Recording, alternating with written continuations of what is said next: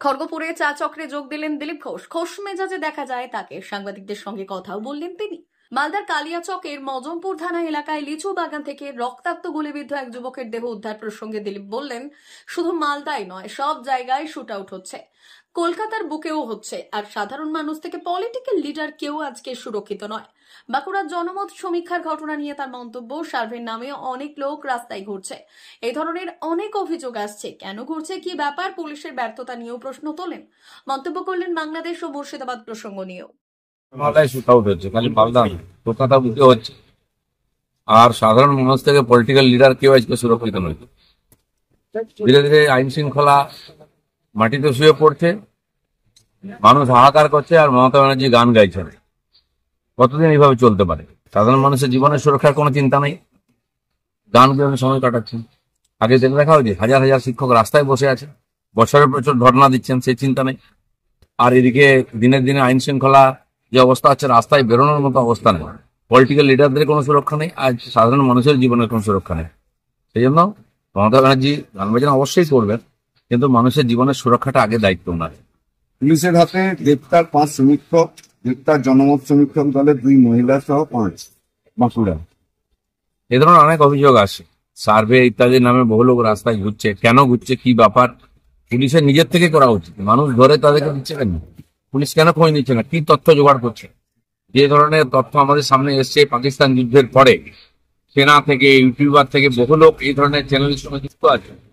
এরা কারা, কেন করছে, তারা বৈধভাবে করছে কিনা, তাদের কি অধিকার আছে, এটা পুলিশকে যাচাই করে দেখতে হবে।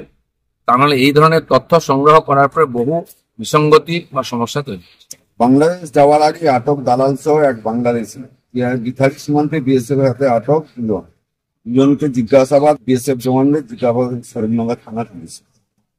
এ ধরনের চলতেই থাকে, কিন্তু বিএসএফ সতর্ক আছে আর তাদেরকে আটকাচ্ছে। কিন্তু বিএসএফ এর কাজ হচ্ছে অন্য দেশ থেকে কেউ যদি না ঢোকে সেটা দেখা যায়।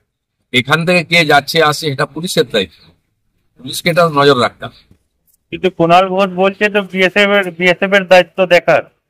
বিএসএফ এর বন্দুক থাকে অন্য বাইরের দিকে, ভেতরের দিকে থাকে না। এখানে পুলিশ আছে তার জন্য। আর বিএসএফ কাউকে অ্যারেস্ট করলে পুলিশকেই দেয়, তাদের সাথে আইন শৃঙ্খলা নেই। যারা আইন শৃঙ্খলা সামলাতে পারছে না, পশ্চিমবাংলায় দুষ্কৃতীরা ছেয়ে গেছে, সমাজ বিরোধী, দেশ বিরোধীরা ছেয়ে গেছে, পুলিশ তাদেরকে সুরক্ষা দিচ্ছে। আর বিএসএফ কি ভেতরেও দেখবে বাইরেও দেখবে? তাহলে পুলিশকে রাখা হয়েছে কি জন্য?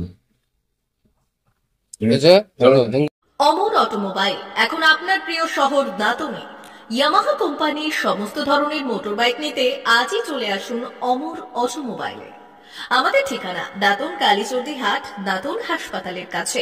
আমাদের এখানে পাবেন ইয়ামাহা কোম্পানির সমস্ত রকমের মোটর বাইক। প্রতিটি মোটর বাইক কেনাকাটার উপর থাকছে বিশেষ ছাড়।